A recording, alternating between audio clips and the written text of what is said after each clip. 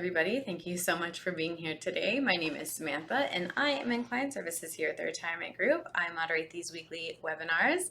In just a moment, we're going to be joined by our advisor, Michael Corgett, and he's going to be speaking to UPS employees about how you can retire from UPS on purpose with purpose.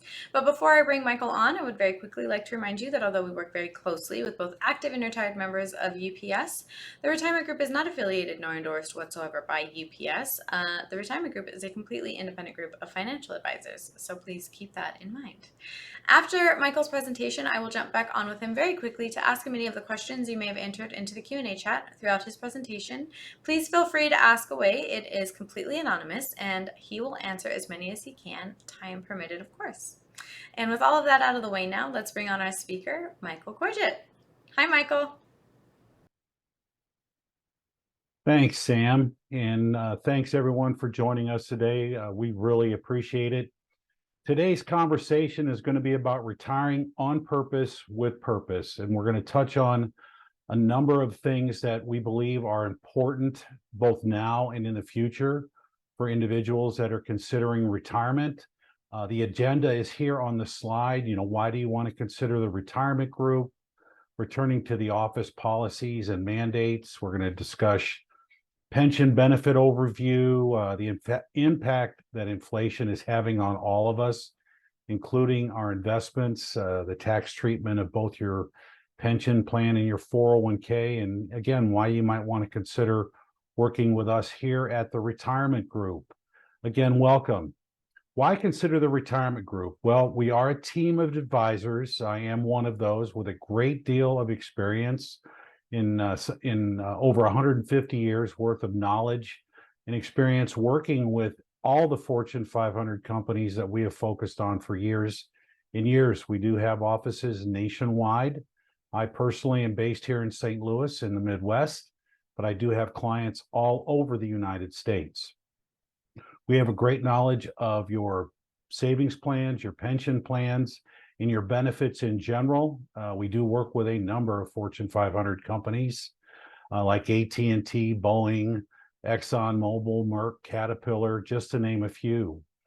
We do know what we're talking about, I like to say. And then finally, all of the resources that we have to offer are probably the best one that I think everyone should consider is our complimentary financial analysis. We like to call it our Retire Kit, our retirement cash flow analysis. It's something we'd be happy to put together for you. I like to call it a roadmap to your future retirement. It is very comprehensive. The more data that we put into it, the better it's going to provide you with solid information for your retirement. These on-demand webinars are one of our other many resources that we have to offer. We maintain a library of all of our webinars on both our website as well as our YouTube page. We have retirement guides for many of the employers that we work with. So all you have to do is reach out to our office and request one. We'd be happy to email it to you. We maintain an ebooks library filled with books on all sorts of different subjects. We also have a regular newsletter and even a blog. So all you have to do is reach out to our office and we can point you in the right direction. And I'll follow up here at the end of the presentation with an email address and a phone number. You can follow us on our LinkedIn page where we keep everything updated. We publish a lot of great articles on our LinkedIn page. All you have to do is scan this QR code and follow us on LinkedIn. You can also follow all the advisors on LinkedIn as well, because we're all connected to the LinkedIn page. First, let's talk about the retirement planning checklist. You'll see 5 different items here. I want to say the most important one is the first one.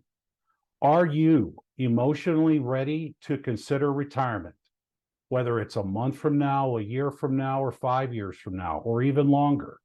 And are you comfortable with the idea? Are you financially ready for retirement? The other 4 items are things that any financial advisor can help you with. Certainly, we are in the business of managing our clients' assets and producing income for our clients in retirement. We can help you to decrease any risk and the volatility that you might have in your overall investment portfolio while maximizing your potential retirement income. And I'm going to talk about all those sources of funds here momentarily.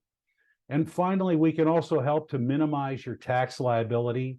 I like to call tax bracket planning one of the specialties that we have, trying to maximize whatever tax brackets that you're currently in without making you or forcing you to jump into the next marginal tax bracket.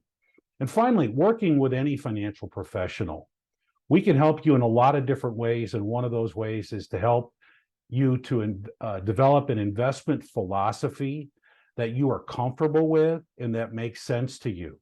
You know, we are in that business, so we can do a good job of pointing you in the right direction, giving you the guidance and advice on an investment portfolio, again, that does make sense for you.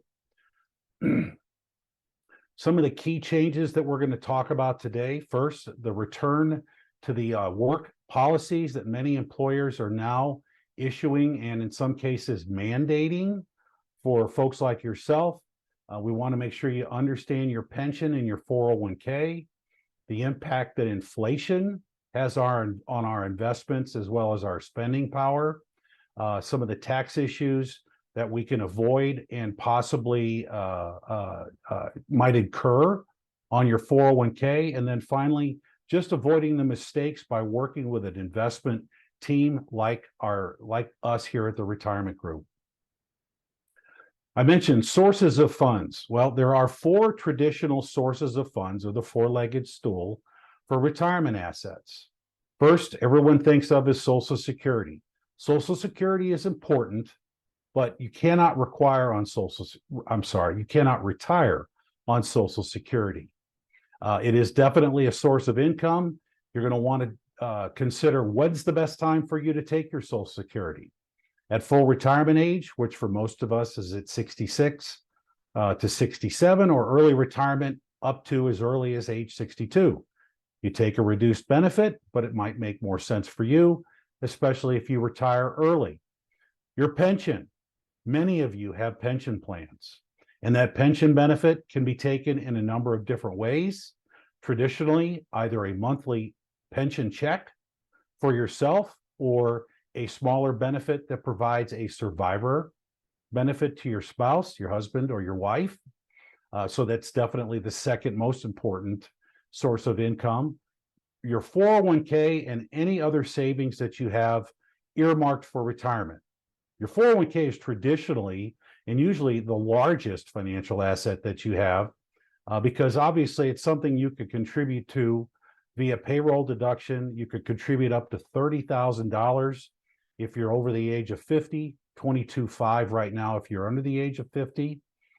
Significant portion of your income can be directed towards the 401k on both a pre-tax as well as an after-tax, or into the Roth feature in a 401k, which is an after-tax contribution, but grows tax-free.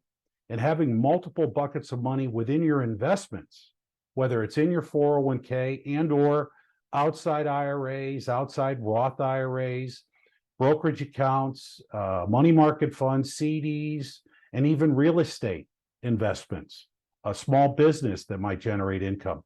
All of those sources are important, especially if they're part of your retirement plan.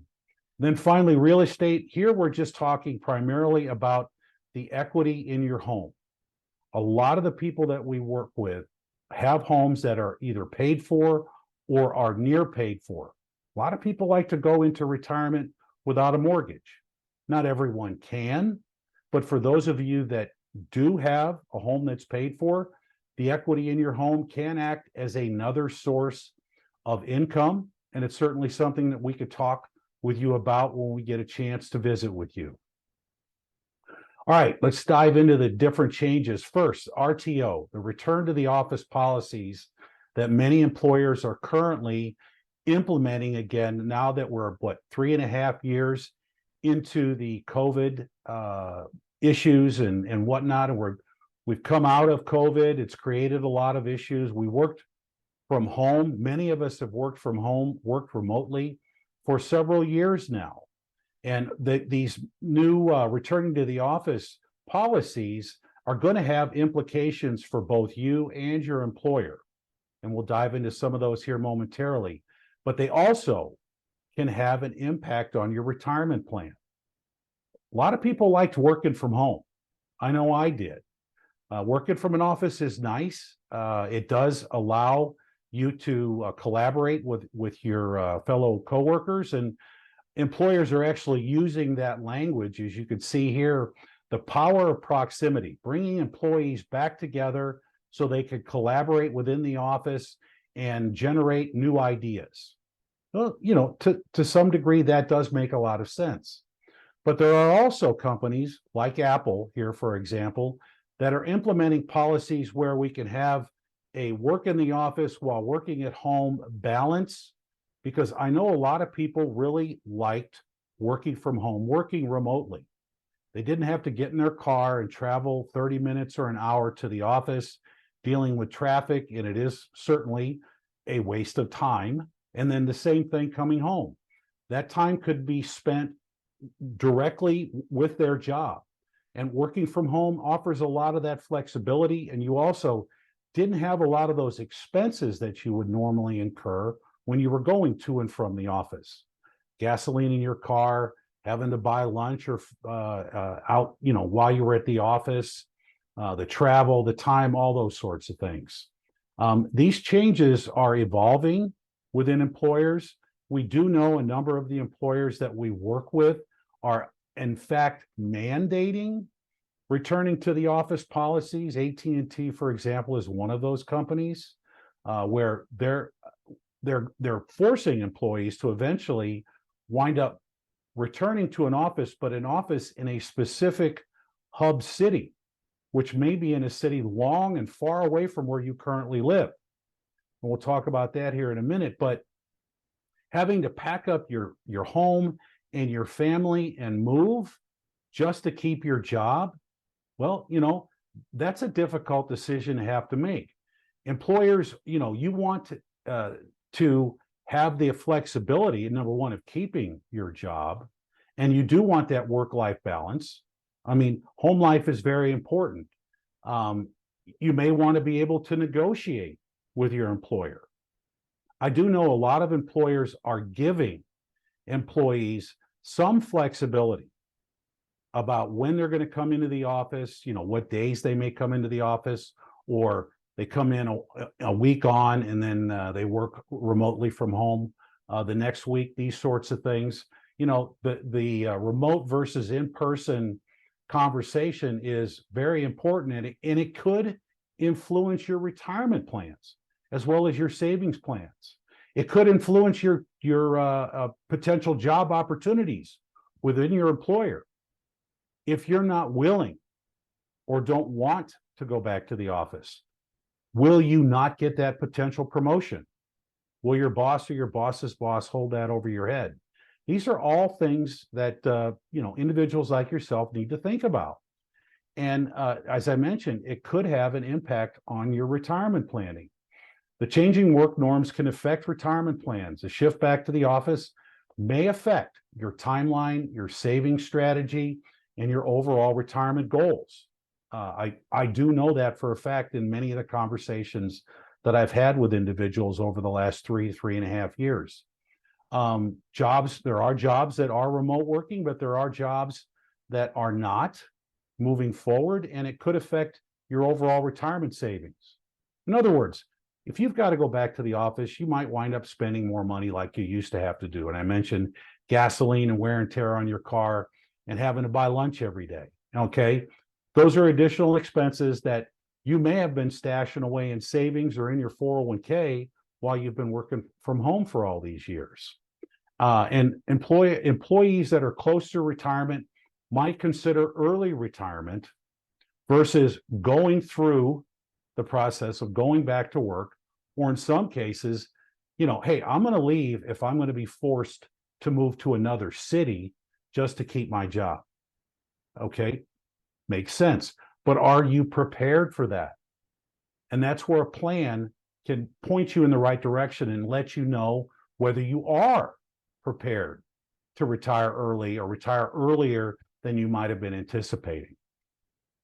Change number 2, understanding your pension plan. I mentioned a little earlier, pension plans do in many cases get paid out in a couple of different ways.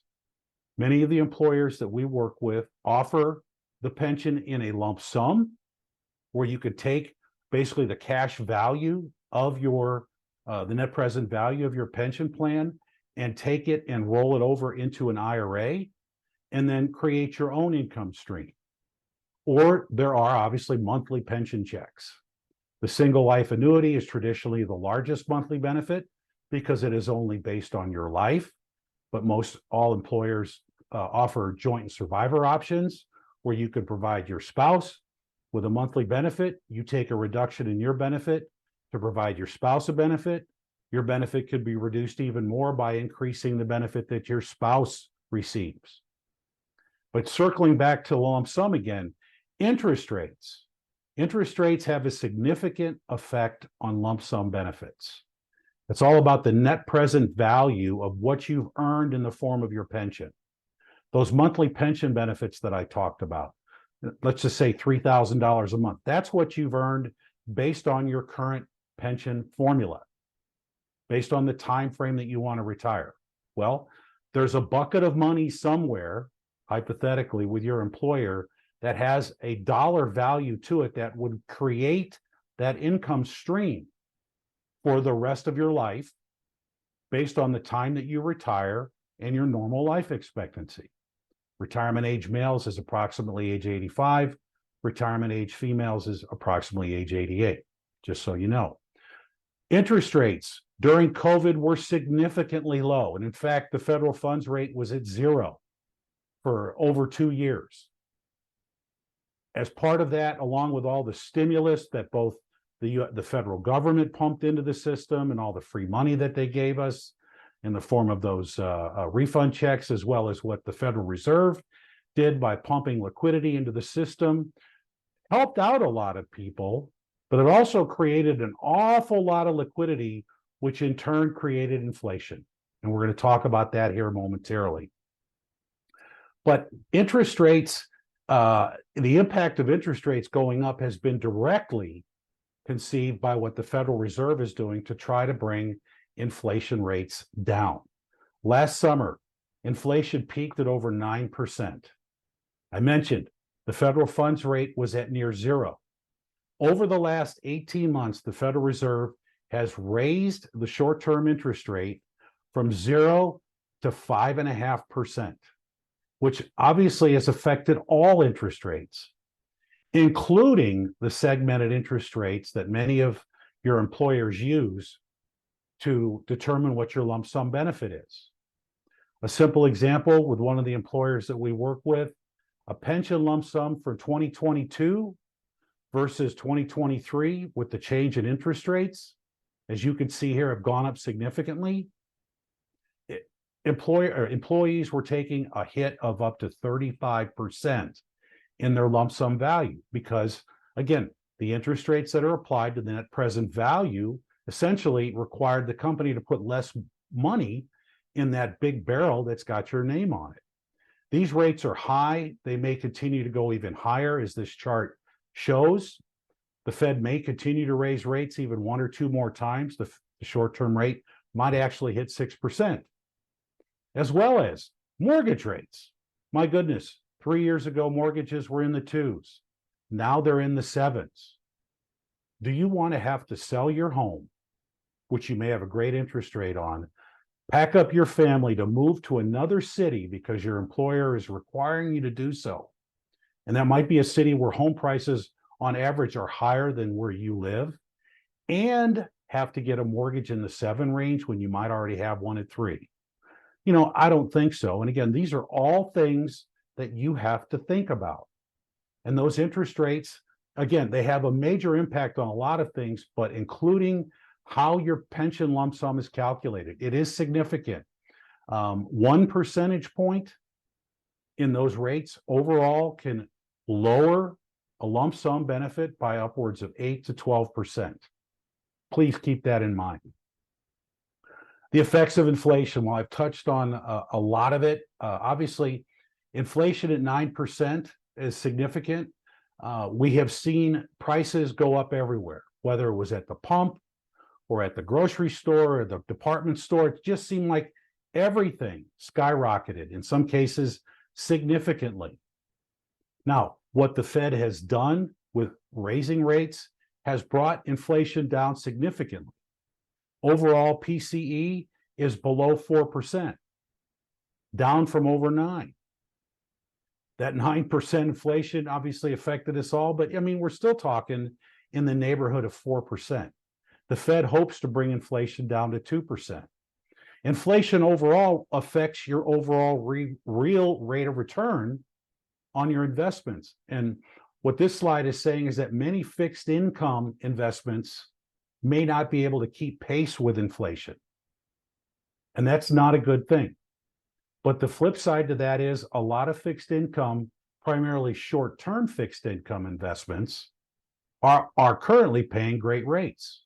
You could get short-term CDs and even money market funds at 5% right now. Now, the real rate of return with 4% inflation is less than 1%. So balancing your overall portfolio, a different discussion, but you've got to keep in mind that all these fixed income investments are definitely not going to allow you to stay ahead of inflation or stay very far ahead of inflation. Number 4, tax issues. The special tax situations on your retirement as well as your 401k.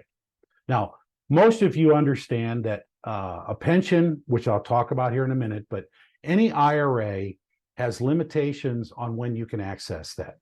And that's traditionally the age of 59 and a half. If you choose to access your funds prior to that age, you will have to pay taxes as well as a potential 10% penalty. There are exceptions to that rule, and you can see many of them right here. Medical and health benefits, disability, you've inherited an IRA from a family member, excuse me, qualified higher education expenses, first-time home purchases, the list goes on. Within a 401k, you do have the option to access your funds via what we call post-55 tax treatment. In other words, if you choose to leave a portion of your 401k or all of it with your employer, you can make withdrawals from that account balance between the ages of 55 and 59 and a half and not pay the 10% penalty.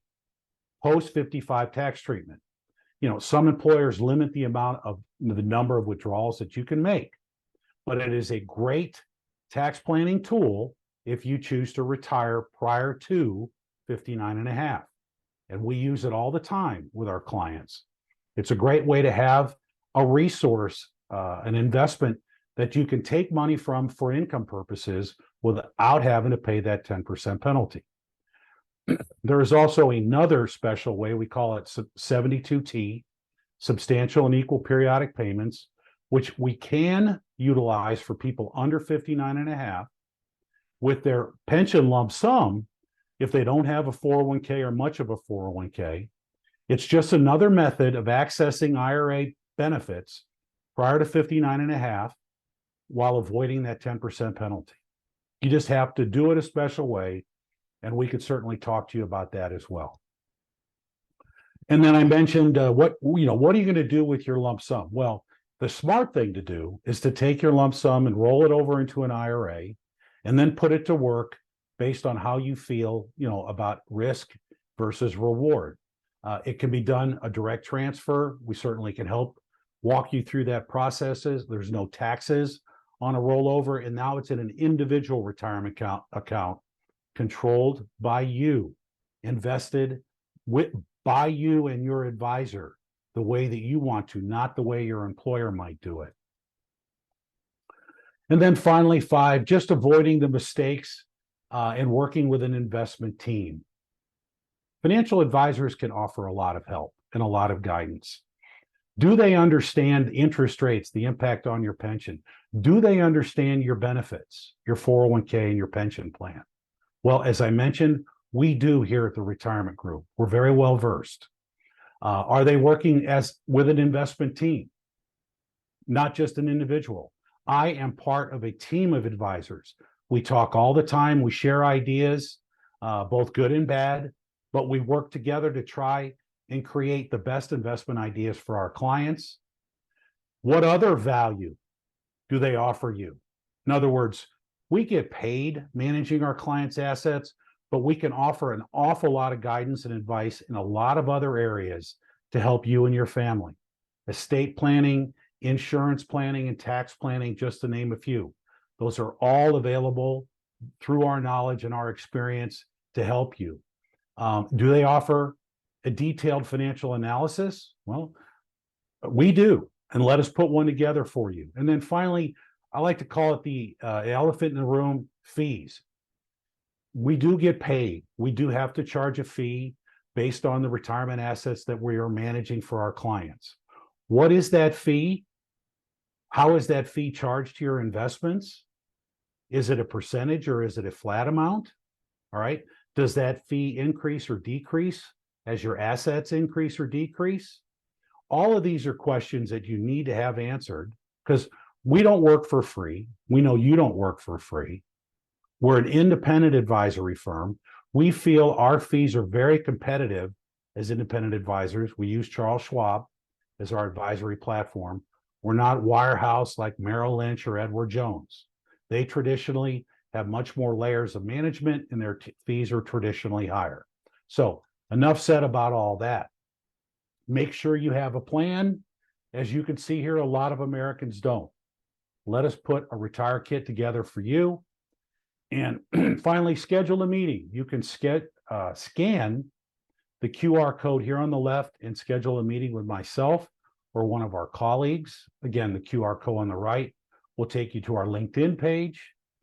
You can send us an email at info@theretirementgroup.com. Request our retirement guide for your specific employer. And then finally, you could give us a call at 1-800-900-5867. I certainly hope all of this was helpful. I know I've enjoyed presenting my thoughts and ideas here, and I'm going to go ahead and hand the meeting off back to Sam to see if we've got any questions. Sam? Yes, Michael, let's answer some questions really quickly. I don't want to take up too much more of your time or anybody else's, so we're going to just answer a few. The first one: what tax differences are there for a lump sum versus an annuity? That's a great question. Well, a lump sum, obviously, if you're smart, you want to take it and roll it over into an IRA. There are no tax implications. IRAs are taxed based on withdrawals. Depending on your age, they might be subject to a penalty. Not quite sure. You know what? Reach out to us. We'll let you know. But you definitely, if you do have a lump sum, you're going to want to take it smartly and roll it over into an IRA and then generate an income stream. An annuity, whatever age, it is taxable both at the federal and state level, depending on what state you live in. It's not subject to Social Security taxes, but it is taxed currently. You take your lump sum and roll it over into an IRA and then go find another job. You don't have to worry about taxes on your pension benefits. So I hope that helps. Alrighty, thank you. Next one: how would retiring early affect my health coverage and costs? Oh, that's a great question. Yeah. As one of the most important things that a lot of people forget about, but then quickly realize, is healthcare benefits prior to Medicare eligibility, which is traditionally at age 65. I hear all the time, Mike, my employer doesn't offer retirement healthcare benefits, so what am I going to do? Obviously, I'll use an example, someone who's 60 years of age. Well, most employers offer COBRA benefits, but those are over a limited period of time. Some employers do offer retirement healthcare benefits, but sometimes those are limited. In many cases, they are subsidized, but many employers are taking those subsidies away. So there are retirement health plans that employers offer, but you have to pay 100% of the premium. And those average premiums per individual are anywhere from between $700 and $1,200 a month. We're talking about a house payment here. Okay. Individual coverage can be gotten elsewhere. The healthcare exchange or healthcare.gov is probably the best place to go look for those opportunities as well. There are options available for you there. And actually, based on what your income levels are, you can get a subsidy from the federal government. We do that quite often for the folks that we talk to who don't have retirement health care benefits. It's definitely important. It can be expensive. It's certainly a conversation that we can have and hopefully point you in a direction that makes sense to you. Alrighty, thank you, Michael. Last one. If I left before I was pension eligible and came back, can I bridge my years of service? That's another great question. Most employers allow you to bridge your service if you leave and come back within a 5-year time frame. That's the key. Traditionally, if you leave and then come back to that employer within 5 years, they will typically bridge your service so you don't lose the time that you earned on your pension or just the time period that you earned with that employer and have to start from scratch. Keep that in mind. That's something that you might want to ask your human resources department at the company that you work at too. Thank you. Alrighty, Michael, that was it. Anything else before we end? No, I mean, I appreciate everyone's time. I hope this was helpful. We welcome all your thoughts. Again, give us a call at the office, 1-800-900-5867, info@theretirementgroup.com. Thank you. Have a great day. Thank you, everybody. Thanks, Michael.